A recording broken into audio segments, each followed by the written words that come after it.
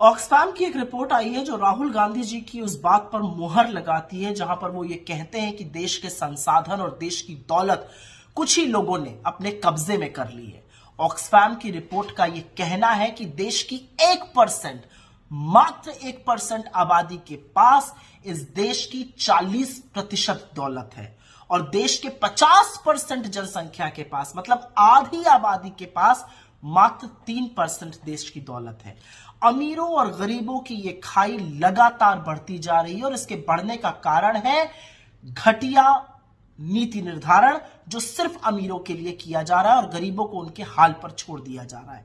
2020 में बिलियनर्स की संख्या 100 थी, 2021 में 142 हुई और 2022 में वो बढ़कर 166 हो गई। आप ये सोचिए कि इन बिलियनर्स की आय प्रतिदिन 3000 करोड़ रुपए से ज्यादा पर बढ़ रही है।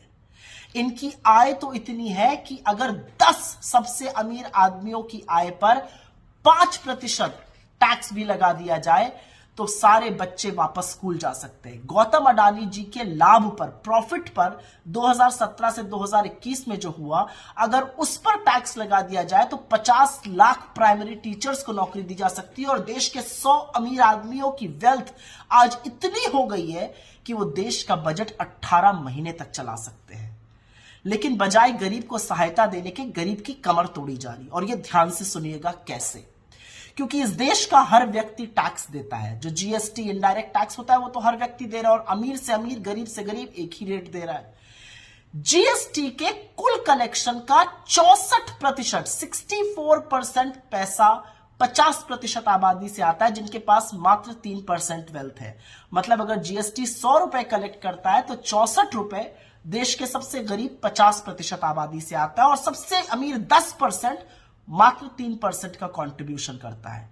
स्थिति तो और भी भयावह हो जाती है जब आप औरतों को देखते हैं। आज औरतों की स्थिति इतनी दयनीय है कि जो काम पुरुष करके 1 रुपए कमाते हैं, औरत 63 पैसे कमा रही है। दलित उसी काम के 55 पैसे कमा रहे हैं। गांव ग्रामीण क्षेत्रों में तो जो शहर की आमदनी है उसकी वो आधी कमा रहे हैं।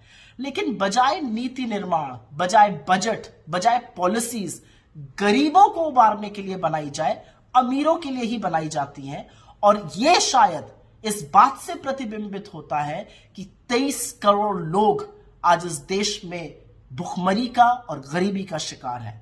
मुझे नहीं पता कि मोदी सरकार को और क्या आंकड़े चाहिए और कब तक ये मुगालते में रहेंगे, लेकिन हिंदुस्तान जैसे यंग देश में गरीबी और अमीरी के बीच का बढ़ता फासला एक टिकिंग बॉम्ब है और सरकार को इसका संज्ञान तो लेना